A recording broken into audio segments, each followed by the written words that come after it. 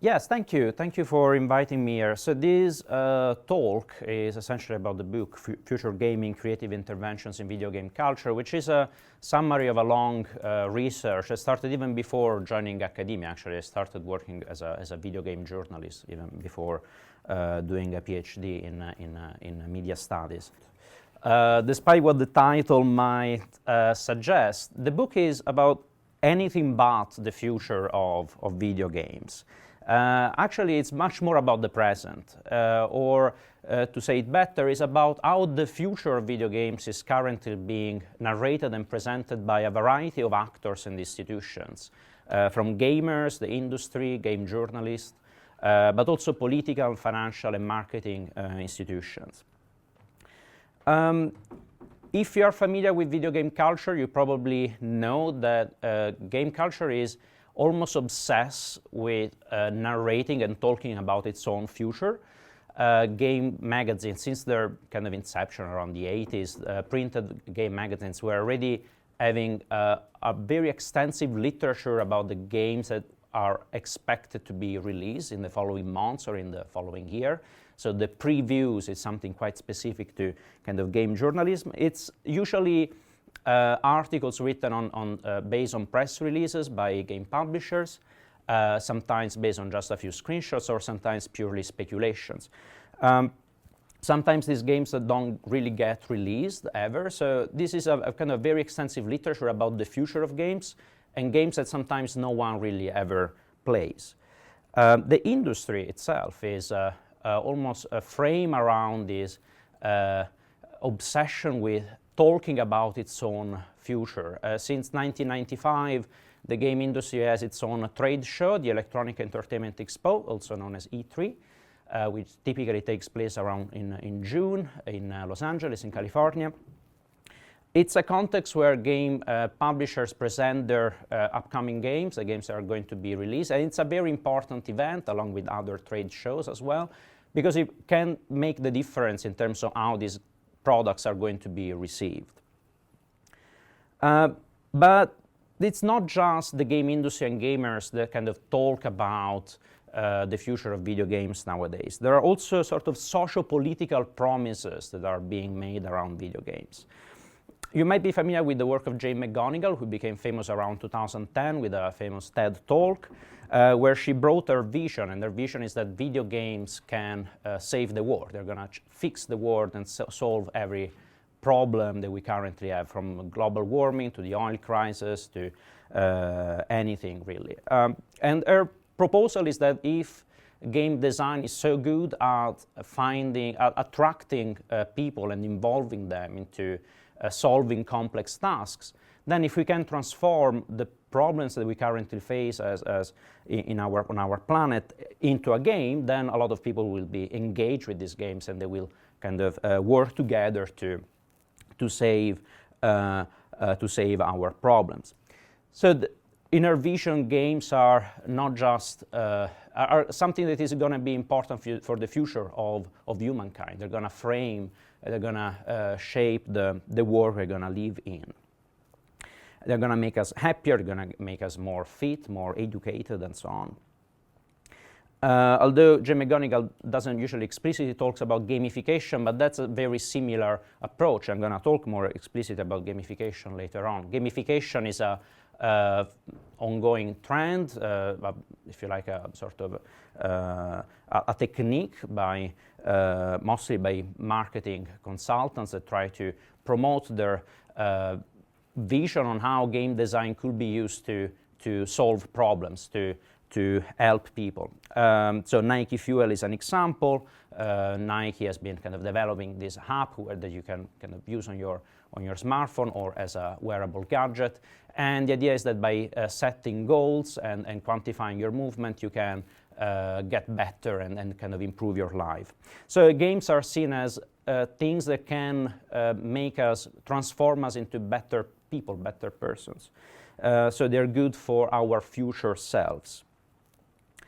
In around 2013, Barack Obama made a series of public presentations where he was explicitly talking about video games as a potential tool for the future of education, the future of health, and he was explicitly addressing college students and telling them that they should be spending their lives and careers into designing games, better games that are not just about shooting aliens and monsters, but about educating people. There are also, and these presentations, usually these narratives are not just presenting games as something that is good for us, but they also go hand in hand with financial investments. So very often these narratives about how games are going to be useful for our culture, they usually are also presented as good business opportunities. And in the UK, we had something similar in 2012. The British Chancellor George Osborne secured tax breaks for the game industry after a very long negotiation. And the representative of the trade body TIGA here in the UK, Richard Wilson, reacted positively by kind of welcoming this announcement and saying at the same time that this means that now video games can be considered an important cultural form next to films, literature, and so on, and also that this will bring large investments, which was at the time estimated around £188 million. In the European Union as well, if you look at the Horizon 2020 funding scheme, there are explicit uses of the words games and gamification, which are presented as solutions for education, health, for solving problems, essentially, and also for economic benefits. But also at the same time as techniques that can be used to seize new business opportunities. So here games are seen as a technology that can lead us into the future and also help businesses at the same time. So as you can see, there are not just kind of investments from the side of people who are already kind of playing games and making games, but there are also political interest into gaming. And political interests that go next to kind of financial investments as well. And we're almost presented with a narrative where it seems that kind of games need to be supported by political and financial institutions in order to unleash their potential, to become, finally fulfill what they are kind of, what they are expected to become.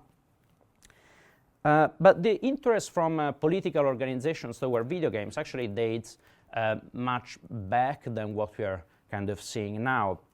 In a paper by Jennifer Whitson and Bart Simon, published in 2014, we know that the NSA, the National Security Agency, here taken in one of the photos by the artist Trevor Paglen, the NSA has been looking at video games as instruments for massive surveillance and political propaganda. As I'm sure you know, in December 2013, Edward Snowden released leaked documents from the NSA, and some of them revealed that around 2007 and 2008, the NSA was explicitly looking at video games as technologies for massive surveillance, and there were explicit directions for security agencies on how to look at games and how to use them for these purposes. It's quite interesting actually to look at how the NSA was interested in video games at the time. And some of their conclusions are actually surprisingly banal, and that's I think what makes it so interesting. So they're seen as becoming more and more popular thanks to these new tools of production that are making game design more easily accessible.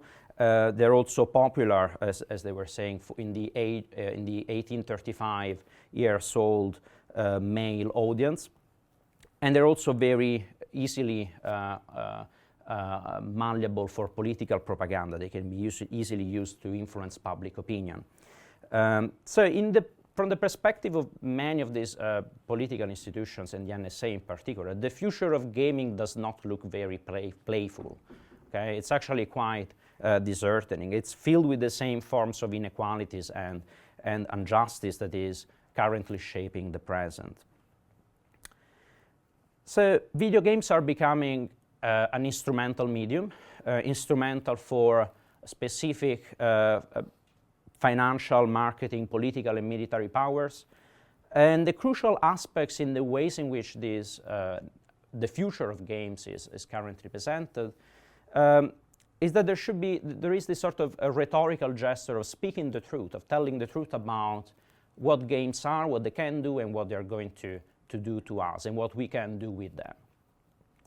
And truth is very often presented through data, numbers, facts, evidence, statistics that are presented to kind of support and justify this true vision of the future of gaming. Jane McGonigal, for instance, uses numbers, a lot of numbers, to present her vision of how games can make us better people. She even goes she even as an estimate of how many minutes we should play video games in order to save the world. The game industry produces numbers all the time through agencies that usually produce statistics and infographics that explain how big it is and how important it is and how relevant it is. And they're not just saying this, they're also supporting this vision with stats, with numbers. Now, coming from a humanities perspective, myself, my kind of main question when I look at these numbers is, I mean, who cares? And I mean this in a non-rhetorical fashion. Why there is so much interest from so many different institutions, from so many different contexts, in speaking so profoundly about the potential of video games, and not just talking about it is as a kind of presenting a personal perspective, but presenting this as a truthful description of what games can do and where they are going to lead us. So in the work of Catherine Hales, when she writes about the metaphors used in the studies around artificial intelligence and artificial life, she kind of puts this quite well in saying that even scientific truth, when it is presented as being the same everywhere and whoever says it, needs to be presented by someone, needs to be framed by a specific subject who is, of course, embodied, that is not transcendental. So truth always has to do with power and authority, and the power and authority that we kind of grant to those that we kind of believe as being sources of truth. And in this particular case, the truth about the future of video games is, I believe, very instrumental. So these claims about what video games can do and what they're going to do, they're not just presented to kind of celebrate the medium, but they're used to claim that position of power by specific institutions that kind of claim for themselves the authority to say how games are going to be. I have a problem with that mostly because these institutions are also framing the present. So their visions of the future tend to be very repetitive of what we are already seeing now, and therefore their future of gaming from their perspective, it's quite boring, I think. So to address this problem, I've come up with a solution. Well, it's not a solution, really. An alternative, which I've here defined as creative game studies, which is the sort of methodology that I try to use in this book. And they are creative. The creativity of this method has nothing to do with the creativity of the creative industries, for instance, which are very much interested in a competition between individuals, thus being very consistent with a neoliberal ideology. The creativity that I use here is actually in reference to the work of Henri Bergson and the Deleuzean interpretation of the work of Henri Bergson. And I've kind of presented it through 6 keywords, if you like. So it is an approach to the writing of writing narratives around games that is intuitive rather than just being intellectual. That tries to join in the duration and the flow of time and tries to participate in the things and the world that surround us. It tries to be performative in the sense that it acknowledges that the things that we say are not just descriptive of the world, but they are world making. They make the world. They make things happen. And this is very obvious if you look, for instance, at how political and financial institutions are talking about video games. They are not just describing a reality, they are describing it for the sake of changing it, of calling for more investments and more business opportunities and so on. So I kind of take this performative potential also in my method. It is ethical in the sense that it tries to take into account what other people, other games, other narratives, other ways of approaching video games and playing with them. It is anti-authoritarian in the sense it tries to challenge given structures of discourse and tries to approach them by kind of reframing that through different differences. And it is anxious, and anxiety here is something actually a key element of this approach to thinking and writing about video games, because most of these narratives around the future of games are very self-confident. They have a very kind of they have a sort of certitude about what is going to happen. They present it as something that is very clear to them. So I try instead to get back to a much more unstable and much more problematic way of looking at the many troubles and problems that we are actually kind of not considering when presenting these comforting narratives. So in a sense, it's not very much obsessed with the truth around video games, but it's much more interested about the many things that we do not know and maybe we cannot possibly know about video games and their players. So I'm going to give you two examples that are kind of taken from two of the chapters of the book. And one of them, it's actually a very personal story, a very kind of intimate story. The story of a failed relationship, of a time I broke up. Maybe it's something you're kind of familiar with. After a 2 years long relationship, I had a breakup. Although my partner at the time was not another person, it was my quantified other, it was my quantified self. So I've been using for a couple of years the Nike Fuel wearable gadget, which is a gadget that you can kind of wear on your wrist and quantifies your movement on a daily basis and gives you like indications how much you're moving. So therefore kind of giving you encouragements to move more and be more fit and more and be a better person more generally. So this relationship that was supposed to be about movement was not really going anywhere. So at some point I decided to break up. So gamification, this is, Nike Fuel is seen as an example of gamification. If you like, it kind of belongs to the broader phenomenon of the quantified self, which became popular thanks to the pages of Wired magazine. Gary Wolf, one of the directors of Wired magazine, is also one of the leaders of the quantified self movement. And here it is presented by also Gary Wolf himself as self-knowledge through numbers. Okay, so it's the idea that rather than having like unreliable personal perspectives and feelings, we get numbers that are going to tell us how exactly we are and what we can be and what we can become. So we are kind of getting back to this, right? So this idea that the truth about the self can be said and articulated through data, through numbers and statistics. But we're also getting back to that other thing, the surveillance and self-surveillance. So very often these technologies, these gadgets, are also used to take data from the individual, not necessarily willingly kind of accepting to release this data to other companies that are not necessarily those that are sold the original product. I mean, I'm sure you know what I'm talking about. So this happens to be presented to a game aesthetics. So gamification takes the aesthetics of video games to offer like leaderboards, rankings, goals, and to kind of appropriate some of the jargon, maybe of game design, in order to give us incentives and to get better and improve our health. If you look at the literature around gamification, for instance, the book by Zigerman and Cunningham, Gamification by Design, there is one keyword that is very often used to define that complex feeling of getting attached to your kind of quantified other, and that word is engagement. Now, engagement in gamification, it means essentially getting attached to and feeling a sort of affect towards your scores, the very idea of improving yourself, so that you want to keep playing, essentially.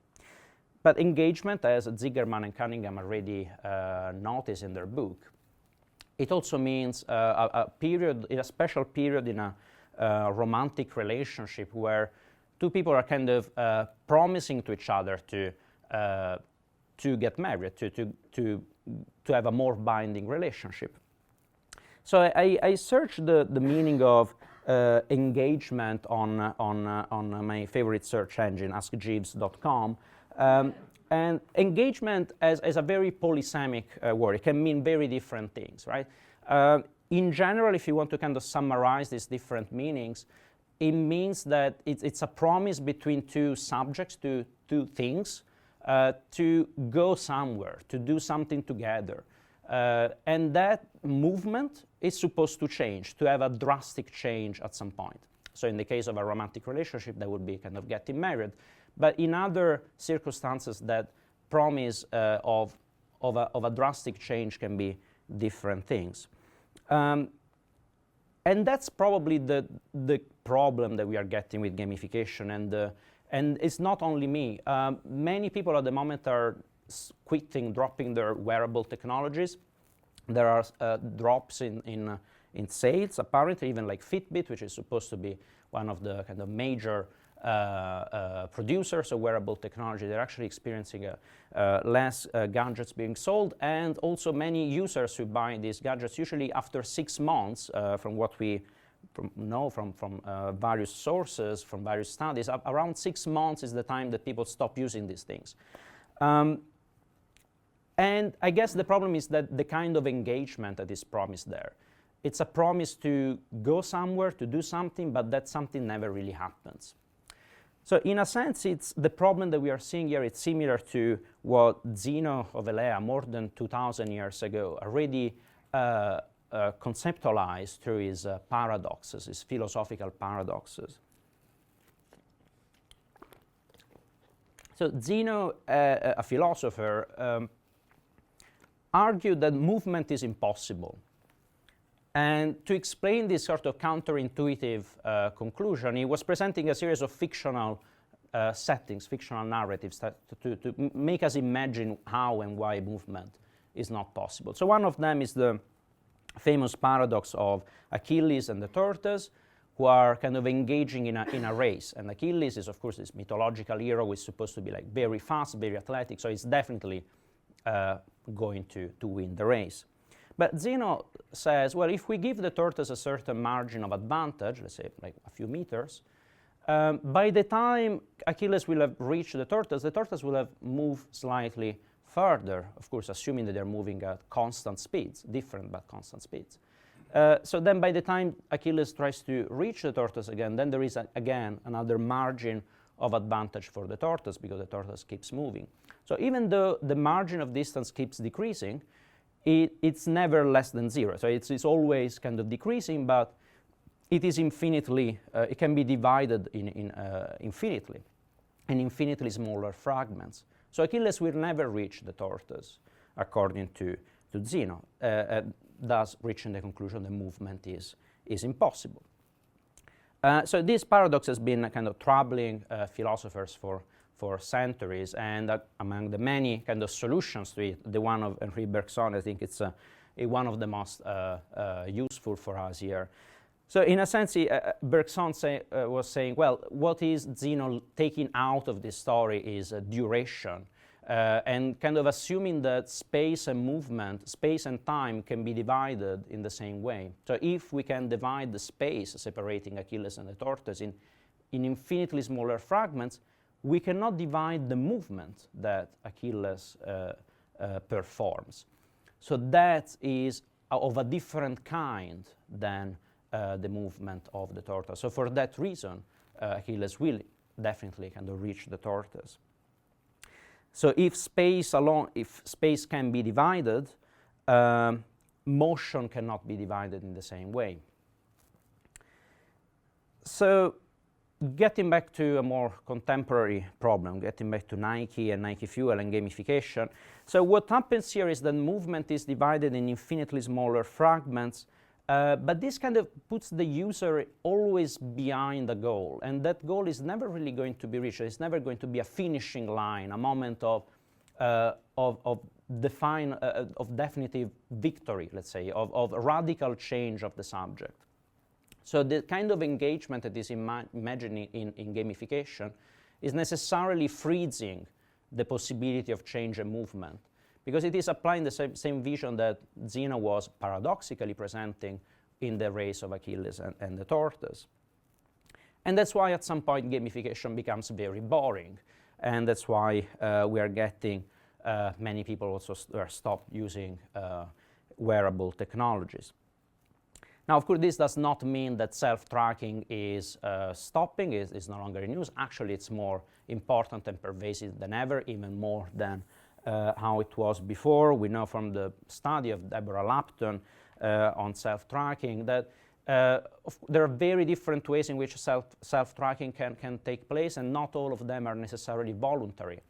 So even though maybe we are seeing a drop in the number of people who decide to buy a gadget for self-tracking, we are seeing many more examples of invisible forms of self-tracking. So it's interesting to see that Nike, Fitbit, and many other companies are now spending their energies into software rather than hardware, things that can be installed on your smartphone.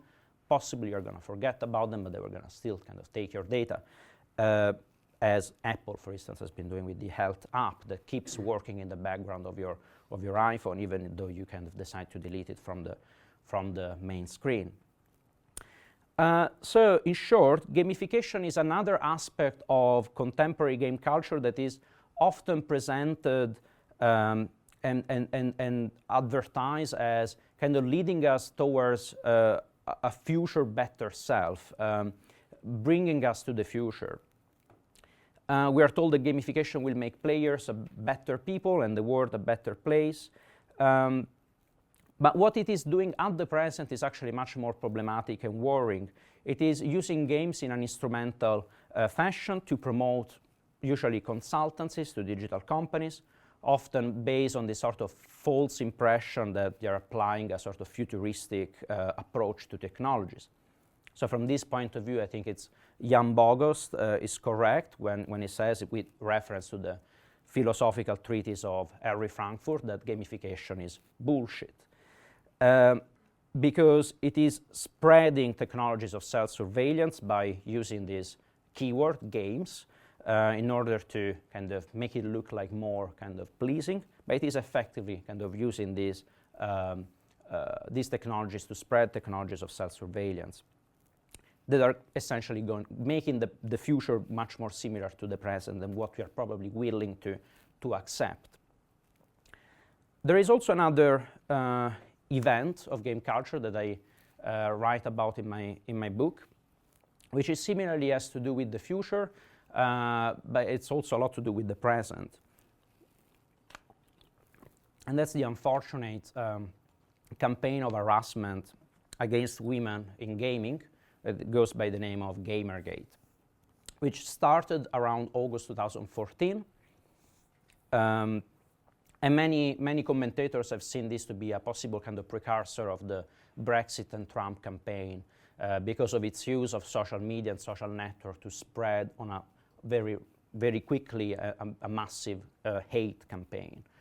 So Gamergate, to kind of summarize it in a few words, it's been a campaign started mostly by male gamers trying to attack the women, and the idea, with the idea that they are kind of spreading a feminist liberal agenda that is trying to manipulate the game industry. It generated thousands, uncountable number of memes and ongoing online conversations. And of course, there are also, not everyone who has been accused by the Gamergate campaign was a woman, but most of them were in fact women. And the kind of key question around Gamergate was who is in control of game culture? Who is kind of able to say what games are going to be. And according to gamers, it's them. It's the people who are who own this thing. So there shouldn't be like other influences coming from the outside. At the highest and most horrible peak, Gamergate generated also live threats against game designers such as Zoe Quinn, for instance, who was accused of gaining popularity by manipulating game journalists. Of course, evidence of this was not there, but it was not needed. It was essentially a campaign that was using any sort of even false evidence to spread very toxic hate against female game designers, but also commentators such as Anita Sarkeesian, who has been curating a YouTube channel, Feminist Frequency, where she explicitly kind of analyzes and denounces games for their misrepresentation of women. And she has also, of course, been targeted by Gamergate. Of course, it is not the first time that something similar happens, particularly in game culture. Game culture is notoriously a kind of male-dominated context that has been very kind of doing its best to protect itself from influences from the outside. But it never really happened to such an extended level. It never happened in a way that really became a sort of paradigm for similar hate campaigns that happened immediately afterwards. At some point, it also involved academia that was similarly being seen as another elite that was trying to control game culture. In my research at the time, I've been reading an uncountable number of threads and comments left on Reddit, on Twitter, and so on around Gamergate. And one of them, at some point, really caught my attention. It was published on the 10th of March 2015. The thread was, "People are now claiming that Gamergate is killing gaming archiving."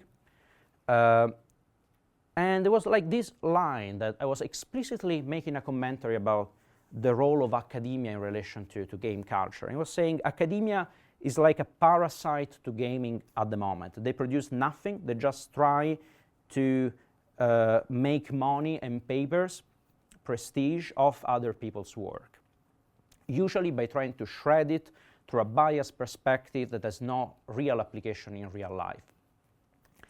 And the thing is that I don't necessarily disagree with this comment. So I think the tone is, of course, something I don't agree with, but the concept, actually, I think it's a good description of what I do, for instance. So I don't really produce anything tangible, if not maybe those printed books that you are holding now. I don't really produce anything tangible in that sense. I do definitely use other people's ideas. Unless you believe in the myth of originality, there is no escape from this. I'm biased. If that means having an opinion, I'm definitely biased. I don't think that my work has like evident applications in real life, although the work of academics might have applications in real life. They might inspire other people. I don't think I'm really here to make money. I will be doing something else. But let's say that I kind of like this general description of what I'm doing. I particularly like the word parasite. I think it's an excellent description of what I do. So probably the author of this comment didn't know that, but the parasite is actually a concept that has been used in philosophy, particularly in the philosophy of Michel Serres, who in 1982, we have the English publication of The Parasite, which is trying to reevaluate this character, the parasitical organism, as a metaphor for noise and interruptions in communication systems. As the author of the introduction of the English version says, the parasite is a microbe, an insidious infection that takes without giving and weakens without killing. And the parasite is also a guest who exchanges his talk, praise, and flattery for food. The parasite is also noise, is the static in a system or the interference in a channel. It is the atom of a relation and the production of change in its relation. Now, in English, we also have like the word symbiotic systems where organisms were not necessarily exploiting the organism, but they're actually kind of contributing to its life. But if we take parasite as a sort of general word to identify organisms that live depending on other organisms, I think we do have an excellent metaphor for the academic, at least. Because the parasite is both a host and a guest. It is at the margins, it is at the boundaries. It is never fully an insider, but it's never completely an outsider. But in a sense, everyone is, in a sense. We don't really have a literal kind of closed circle of game culture that you're either in or you're out. You're always kind of partly kind of contributing to it, exploiting it, taking something and giving something. So the Gamergate, I think, could be much more kind of interestingly be reinterpreted if we look at this figure of the parasite. The ways in which Gamergate has been denounced immediately after it started, and actually a very kind of very explicit accusations about gamers, and I fully of course agree with the ways in which, for instance, Dan Golding and Leg Alexander in August 2014 framed their accusation of what was happening at the time. Their claim was essentially that gamers are dead, that this category of the male game consumer is no longer a reality, is no longer the majority of game culture, so its entitlement to speak is just a reaction to before its complete disappearance. Now, while I do agree with the idea of defending those who have been attacked by Gamergate, I have something that is, I find slightly, I slightly disagree with the ways in which these defense have been presented. Because it's essentially reusing the same argument that has been used in these perspectives that try to have a truthful description of what game culture is. And it is not a coincidence, I think, that these articles were using a lot of statistics and numbers to explain game consumers and how game consumers really are. So from these statistics, we know that now women are maybe the majority. Maybe it's no longer just that 1835 male consumers that the NSA was also kind of so interested in manipulating. But it's more people and more diverse people. And I mean, fair enough. But of course, it's not. This is not the reason why we should be kind of defending others from being part of game culture. It's not that being a majority or being a minority gives you or takes out from you the entitlement to speak. So there is no need, I think, to support this with numbers. So in a sense, I think what is the problem here is that from different sides, there was an approach to this story that was trying to speak for the sake of being right, to explain how things really are. But we can talk about it in different ways, I think. So one of the kind of dualism and categories that I've been trying to introduce in these stories on Gamergate is to talk maybe less about people, including women, who are in game culture, and talking more about women and games, or different kind of people and how they approach games in different ways from different perspectives. So being in game culture as kind of assumes that there is an in and out, there is a gatekeeper that has the legitimacy and authority to decide who is part of it and who is not part of it. I don't think that game culture or any culture or subculture for that matter really kind of works in that way or should be working in that way. So there should be no one that kind of grants for themselves the legitimacy to say who is entitled to speak and who is not entitled to speak, unless of course their speech is trying to prevent other people's freedom. Talking about women and games, for instance, allows us to look from a better perspective at some of the things that are currently happening. So just to mention one example, the work of Anna Antropy, I think it's quite brilliant. As a woman who is working with games and making her own games, she's also working on archival of games and game material that kind of presents a different history of game culture. And she's not seeking legitimacy to be part of the official, so to speak, game culture. She's writing her own history. She's doing her own game. She's playing with game culture in her own way and approaching it as a prolific parasite by taking and giving and reshaping game culture in her own way. I also agree with the perspective of Lane Nooney, who is a sort of historian, who is looking at how women have been presented in the history of games and how come they've been so absent in the official accounts of game culture so far. And of course, it's not that women were not present and just happened at some point. This is definitely not the case. But there have been moments when they have been constructed as a subject by others, mostly, who have been framing this character of the woman in game culture according to criteria that were maybe not necessarily those that these subjects really wanted to be represented with. A couple of years ago, I gave a presentation on game culture at a conference, the DIGRA conference in Scotland. And then 1 year later, in 2017, I found that the abstract of my talk was on Reddit. It was a presentation when I was talking about this Reddit comment, so it was kind of going back into Reddit. And my abstract was taken on this social justice warrior thread and of course they were kind of attacking and accusing me of trying to reshape game culture from the perspective of an academic. So there is one comment actually I found to be quite significant.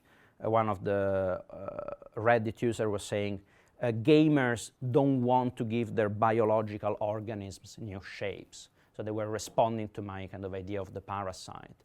And I think that's, again, another effective summary of what I was trying to say. That's precisely the problem. So biological organisms change shape, even if they don't want to. There are always processes of change and modification that happen in time. And trying to freeze that shape is precisely the sort of authoritarian gesture that has been underlying Gamergate, but also other attempts to truthfully describe the future of gaming and what it is and what it's going to be. But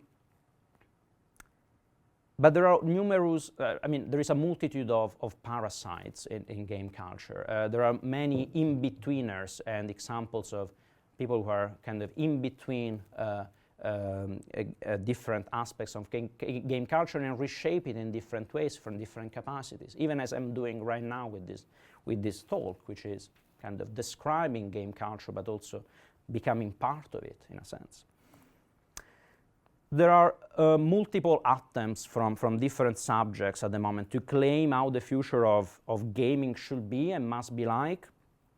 But there are also countless parasitical organisms that are reshaping these narratives of temporal progression.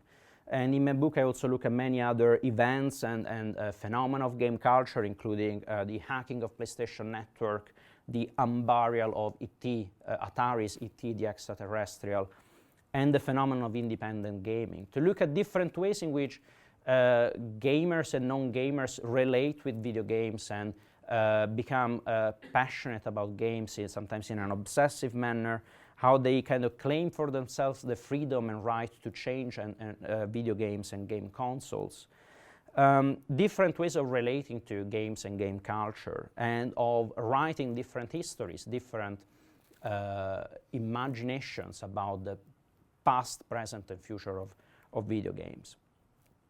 So in conclusion, that's the sort of contribution that I'm trying to bring, a methodological and philosophical tool to look at how players and games change in time, at the potential of new narratives in framing alternative visions of what games can do and what we can do with games. To look at the many others that are involved in these stories, to challenge the existing categories that are currently framing the present of game culture, but also to challenge the reassuring and calm narratives that give us a kind of a safe perspective of data analysis. And I try to replace these stories with something much more unstable and much more anxious. I think that the interesting thing about game culture and game studies is that it is apparently a sort of trivial medium. It is supposed to be for mere entertainment, but there are many ways to play with it and to play with game culture by writing alternative narratives and introducing new troubles in a cultural sector that maybe we kind of consider to be simply playful. There are many different modes of playing and writing about the past, present, and future of gaming, and in my contribution I've been trying to present some of them, some possibilities. Thank you.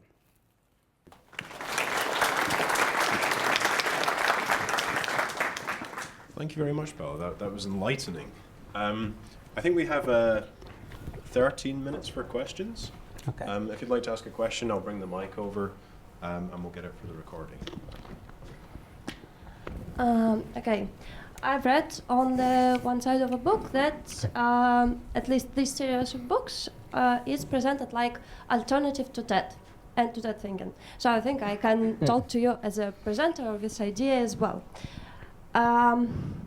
Okay, you're saying that we need some alternative to that, but like first you're presenting an example from one example from that, and second example from a person who is speculative by default, a politic. So it's really like you're saying that he is speculative, but what do you expect? He is a politic. He is a president. Second, what I actually wanted to ask, you're saying about engagement period with some like fitness devices and so on. And that people are not okay with this self-evaluation and so on, but don't you connect it just with usual attention switch, motivation switch? Because like, do you see a lot of people who are trying to go to the goal 6 months in a row without motivation drop and so on? Because like, okay, I'm using this device to achieve some of my goals, because like I'm using Nike Plus to prepare for half marathon, but I understand that after running half marathon I will drop it because like I don't want to do it all the time. And like, why presenting it as this like, oh, people like breaking up the, how to say, self-quantification model and so on? Why not to like see maybe there are other reasons as well? And the second question, like small question, you presented the statistics about women and men on one slide, and that was like a bit funny. A group of women who are 18 and older is bigger than a group of men who are 18 and younger.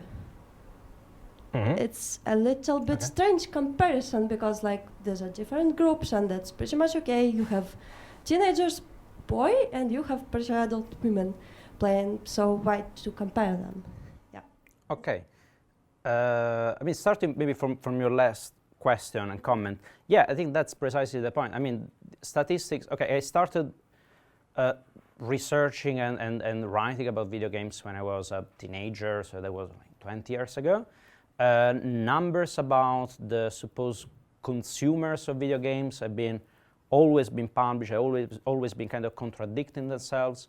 The thing about these numbers is that, as I was saying before, I mean, who cares? I mean, I'm not necessarily interested in how they are, what they are telling us about the current condition of game culture, but much more interested in why they are presented in the first place. So, for instance, these numbers and statistics, they're very often used in an instrumental way. So I'm not, there are many inconsistencies that you can probably find in these studies, as in all studies, but I think that's not the point. And much more, I think what's interesting is the sort of rhetorical power that they have. So it doesn't really matter what exactly they're saying and how they have been made, but why they're presented by whom and for what purposes, and that's the sort of stuff I'm interested about. And what you're mentioning about the people not using wearable gadgets and self-tracking, of course there are uncountable reasons which I have no idea of. But that's again what I'm trying to talk about is this idea that in the end there is no way, there are so many things that we don't know and we cannot possibly know about gamers and the things that they do with games. But at the same time, there are many reassuring narratives that tell us what games can do to us. And gamification, I think, is an excellent example of this. Promoters of gamification usually sell their apps, for instance, by giving a very clear vision of the effects of their technologies and their apps. But of course, the effects of these things are unpredictable most of the time. Sometimes they generate like completely awkward situations, or they become intrusive in your life, and you never know. You also said something at the very beginning about what do I expect from some of the people I presented at the beginning.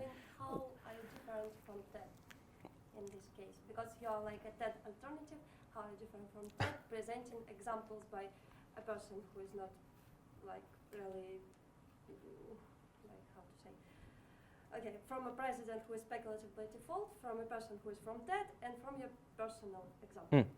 Yeah, how are you different from TED? Yeah, well, I wouldn't say that I'm necessarily the alternative to TED. It's not that, but I think what you were reading there in the presentation of the series actually is that we are trying to, also with this book, to have a different way of thinking about the things that we can say about technologies and the technologies that we use on an everyday basis. So if that thinking has a sort of solutionism, if you like, to problems, this is more for troublemaking rather than problem solving, okay? So that's the kind of difference maybe. So if we are presented by TED thinkers with kind of very kind of reassuring narratives about what can be done with technologies, I am trying to invent new troubles, to find new troubles into things that appear to be very safe. Okay.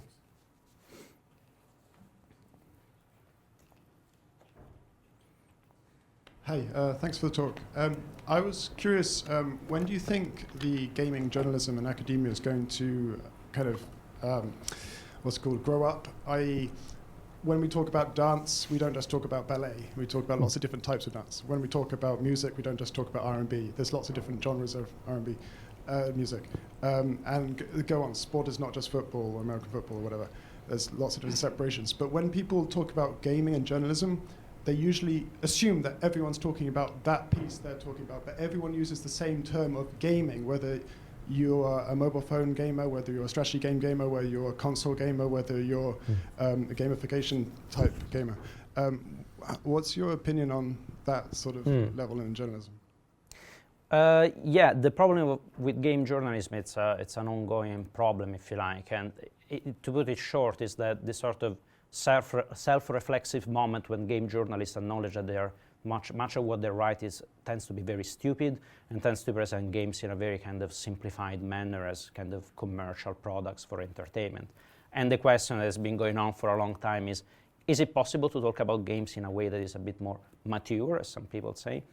The only thing I can say about it is that this idea of getting mature, I think it's completely doesn't really lead anywhere. It's not like a piece of cheese that needs to be kind of put there for 30 years and then it becomes mature.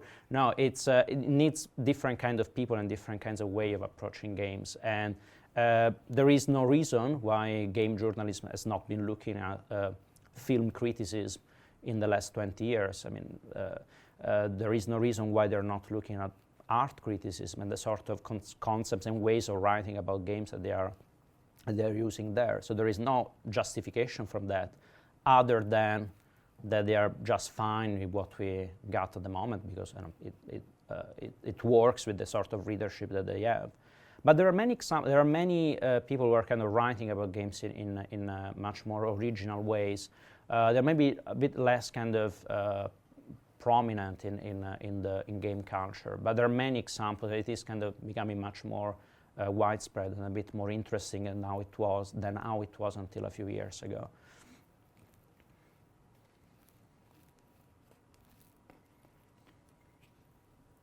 Hi, thank you very much for the talk. haven't quite figured out how to articulate this as a coherent question, so please bear with me. But I was really interested in your ideas around this kind of parasitic and symbiotic relationships between, pardon me, like game development practitioners. Like I'm a game designer, and like my relationship with academics and then critics and then fans, like there's lots of ups and downs in all those relationships, I suppose. And in your description of this person kind of criticizing like the role of academics, like that hasn't been my experience as a game designer, and I wanted to kind of get some more of your thoughts on that, I guess. And that, like, to me, this sort of these different academic perspectives being generated by folks like yourself have been invaluable to me as a game designer in terms of informing my practice and shaping it. So while you may not be producing like a game directly, like academic study of games has a huge influence on the types of games that get produced, in my experience, both directly and other game designers. Like, I don't think I'm alone in that regard. And it's same with critics. Like, Anita Sarkeesian's work is like incredibly valuable. I don't see a lot of game designers like wanting less of that. I mostly see it coming from like quote unquote gamers, like game fans. And I was just curious as well, like to hear your thoughts on that. And the other bit that you mentioned of somebody criticizing, like mentioning that, oh, you know, we're not parasites because we're not trying to, like you're trying to have some shape on what happens with the future of games, whereas we aren't. I guess I was interpreting that as like game players, game fans aren't trying to do that. But they clearly are, right? Like, it's what Gamergate is. Like, it's a conservative movement in that they're trying to like do all this gatekeeping and prevent these other voices, but that is an influence on the types of, like, they're trying to influence the host organism, quote unquote. So it just seemed like a strange argument. I was curious your thoughts. No, absolutely. No, actually, the point is that everyone is a parasite in one way or another. So even gamers are kind of parasite in their own way. In the sense that they're not like the insiders who are deciding if the outsiders can get in or get out, but the parasite is a interesting figure because it makes us think about the many ways in which we are always in between. So the idea is that academics, gamers, however you decide to identify yourself, and of course these identifications are always going to change. I'm also maybe a gamer sometimes, but I'm also an academic. I can be many different things. So looking at instead the many ways in which we are in between different forms of relating to game culture, is I think a bit more complex maybe, but a bit more interesting for the sort of, it's I think a better way of looking at how others can contribute to game culture as well, without necessarily thinking in terms of insiders and outsiders, or by seeking legitimacy through market analysis, market statistics, which I don't think it's the point.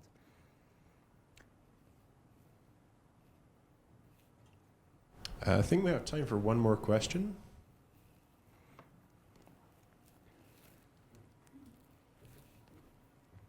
I actually want to comment as well on, I hate studies when they say, we're comparing people who play 2 hours a day, like do gaming 2 hours a day without quantifying what the gaming is and what exactly you're talking about. But the question is, I just wanted to ask, have you watched the series called Westworld, and is it the future of gaming? Sorry, Westworld? Yeah, if you haven't seen, then probably the question is not... Westworld, the series? If that's the future, well, I hope not. I've seen the first episode. Are you talking about the television series?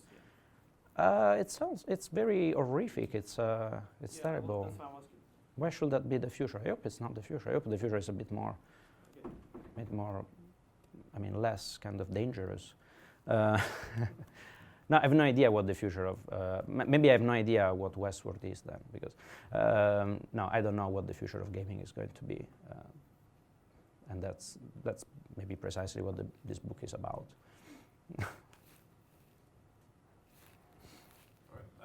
That's all we have time for. Thank you very much, Paolo. Thank you very much.